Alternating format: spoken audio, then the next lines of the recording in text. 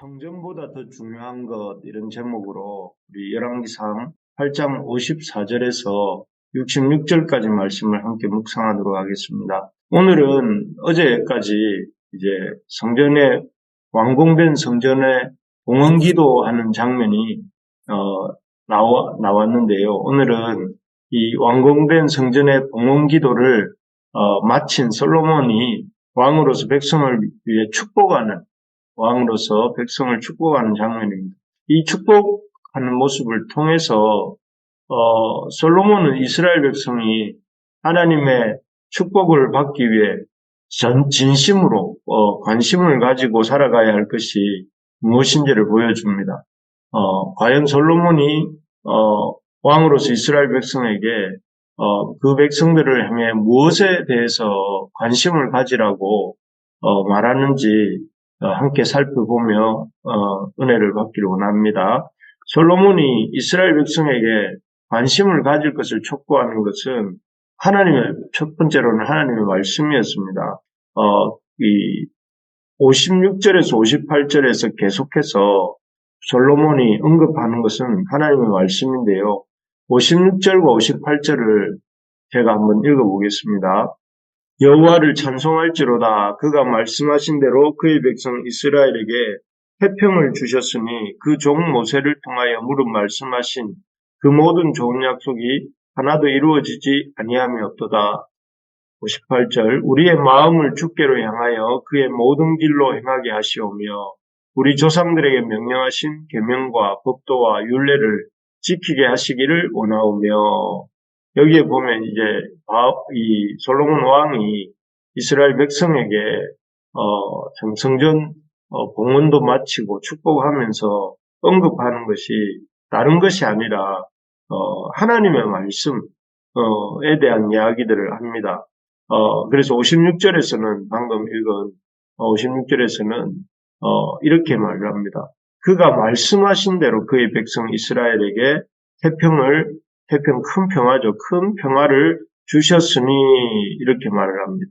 그래서 그의 말씀하신 대로 이렇게 참 성전을 봉헌하고 또 이렇게 온 백성이 기뻐할 수 있는 것은 하나님이 말씀하신 대로 이스라엘에게 그 평화를 주셨기 때문이다 이렇게 말하고 있는 것이죠. 그리고 58절에서는 또 하나님께서 이스라엘 백성의 마음을 하나님께로 향하게 해주시고 또 하나님 말씀의 길로 행하게 하시고 또 그 조상들에게 명령하신 계명과 법도와 율례를 지키게 해달라고 기도합니다. 한마디로 그렇게 이스라엘 하나님이 조상들에게 주신 말씀을 잘 지키고 또 그 말씀의 길로 행하고 그의 말씀에 관심을 가질 때 이렇게 복을 받게 된다 하는 것이죠. 이 상황에서 사실 어떤 세상의 건물보다 멋지게 솔로몬이 성전이라는 건물을 짓지 않았습니까? 그러니 이스라엘 백성들에게 그 자신이 지은 그 화려하고 멋있는 성전을 자랑하면서 이 멋진 성전을 잘 유지하고 또 잘 지키고 또 잘 보존하라 이렇게 당부할 법도 하지 않습니까? 그런데 솔로몬은 그런 성전을 자랑하거나 또는 그 성전을 잘 유지하라거나 보존하라는 이런 당부를 또 그렇게 하면 너희가 복을 받을 것이다 이렇게 말하지 않습니다. 오히려 솔로몬이 성전을 봉헌하고 성전을 완공하고 봉헌하면서 이 이스라엘 백성에게 다가오고 또 그들이 복을 받는 길이라고 말하고 있는 것이 다름이 아니라 그 하나님이 이스라엘 백성과 그 조상에게 하신 말씀을 신실하게 성취하셨다는 사실을 말해주고 또 그 신실한 하나님의 말씀을 붙들고 또 그 말씀을 지키며 살아야 된다 하고 이스라엘 백성에게 당부하고 축복하고 있습니다. 그래서 여기서 우리가 참 하나님 앞에서 우리가 하나님의 백성으로서 관심을 가져야 될 것이 무엇인가 하는 것을 깨닫게 되는데요. 그 어떤 것보다 하나님의 백성에게 중요하고 가치 있는 것은 다름이 아닌 하나님을 하나님 말씀을 믿는 믿음이다. 또 그리고 하나님의 말씀을 믿고 또 말씀대로 살아가는 삶이다 하는 것을 이렇게 보게 됩니다. 그래서 우리가 이 솔로몬이 58절에서 말하고 있는 것처럼 신실하신 하나님의 말씀대로 사는 삶이야말로 그 삶이 하나님의 복을 받는, 마치 시냇가에 심겨온 나무가 그 뿌리를 깊이 시냇가에 내린 나무가 시절을 쫓아 꽃을 피우고 열매를 맺는 것 같은 그런 복된 인생이 된다 하는 것입니다. 우리가 눈에 보이는 것만, 이렇게 눈에 보이는 성경 같은, 또 눈에 보이는 어떤 결과에만 집중하지 말고 하나님의 말씀을 믿고 또 신뢰하며 또 순종하는 데 이 관심을 가져야 되고, 또 그런 삶이야말로 참 복된 삶이고 그것이야말로 하나님이 기뻐하시는 삶이다 하는 것을 기억하면서 우리가 살 수 있기를 바랍니다. 그래서 하나님 말씀 읽기에, 또 하나님 말씀 묵상하기에, 또 하나님 말씀으로 순종하기에 힘쓰는 그것이야말로 우리에게 주신 하나님의 귀한 사명이다 하는 것을 기억하며 그것을 기뻐하며 살아가는 우리 모두가 되기를 진심으로 소망합니다. 두 번째로 보면 이 솔로몬이 이스라엘 백성에게 관심을 가질 것을 촉구하는 것은 이 예배하는 기쁨입니다. 첫 번째는 하나님 말씀에 집중할 것을 얘기했다면, 두 번째로는 이 예배의 기쁨을 누릴 것에 대해서 권면합니다.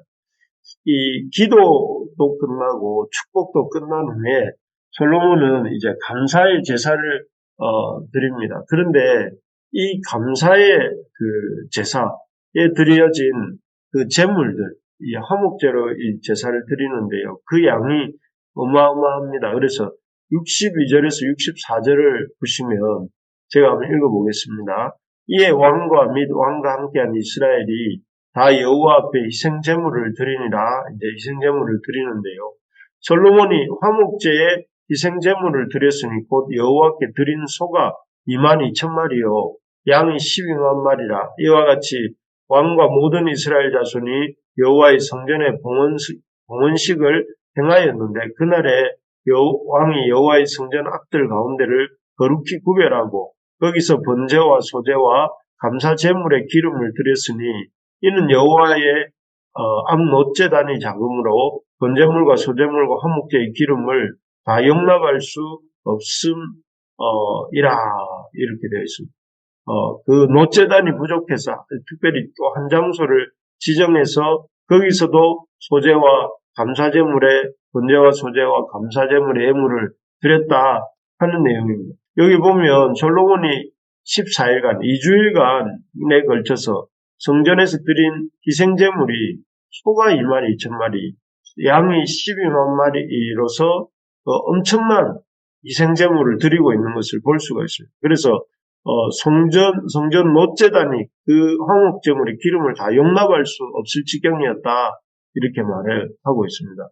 이 사실 솔로몬이 이렇게 많은 화목제물을 드린 이유가 뭘까요? 그것은 아마도 성전 봉헌 예배에 그 참여한 이스라엘 백성이 그만큼 엄청나게 많았기 때문이겠죠.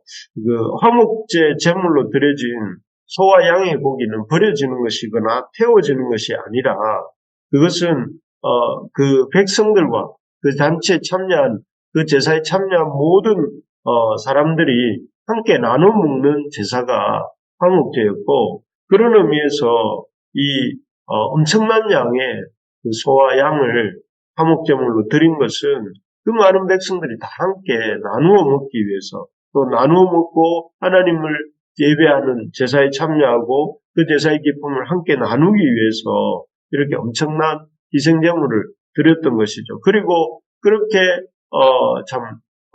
이렇게 제물을 드린 결과, 여기 보면 66절에 보니까 제일 뒷부분에 보면 다윗과 그의 백성 이스라엘에게 베푸신 모든 은혜로 말미암아 마음에 즐거워했더라.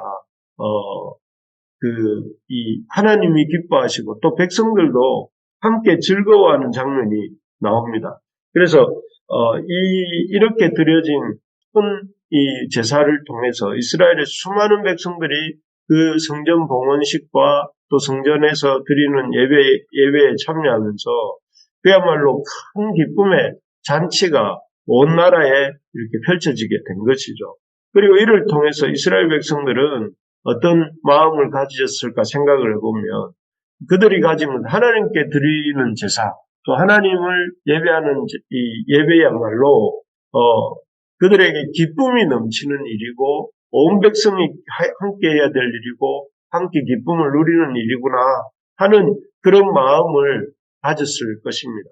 그리고 이것이야말로 또 하나님께서 솔로몬을 통해서 이스라엘 백성들에게 가르쳐 주고 싶었던 여호와의 어떤 기쁨이다 하는 것이죠. 그렇습니다. 성전보다 더 중요한 것, 성전을 완공하고 성전을 그렇게 엄청난 성전을 지어서 하나님께 드렸는데 그것도 참 귀한 일이지만 그것보다 더 귀한 것이 무엇이냐면은 하나님의 말씀을 살아가고 말씀을 순종하고 말씀대로 살아가는 것과 또 이렇게 하나님을 예배하는 그 예배의 기쁨을 누리는 것이 하나님이 기뻐하시는 일이다 하는 것을 솔로몬을 통해서 그 솔로몬과 그 백성들이 드리고 있는 이 제사를 통해서 우리가 배우게 되는 것입니다. 그렇습니다. 우리가 하나님을 예배하는 일이 우리의 어떤 일보다 기쁨이 넘치는 일이고 우리에게 참 행복한 일이 되기를 소망합니다. 그래서 우리 자신들뿐만 아니라 우리 자신도 하나님을 예배하는 기쁨을 갖고 살아야 되겠고 또 우리 자녀들과 또 우리 청년들과 우리 모든 이 부르심의 가족들에게 이런 예배의 기쁨이 회복되기를 소망합니다. 그래서 하나님 앞에 예배드리는 것이 기쁨이고 또 그렇게 예배드릴 때에 하나님 주시는 놀라운 하늘의 기쁨을 받아 누리는 우리 모든 부르심의 가족들 되시기를 주님의 이름으로 소망합니다.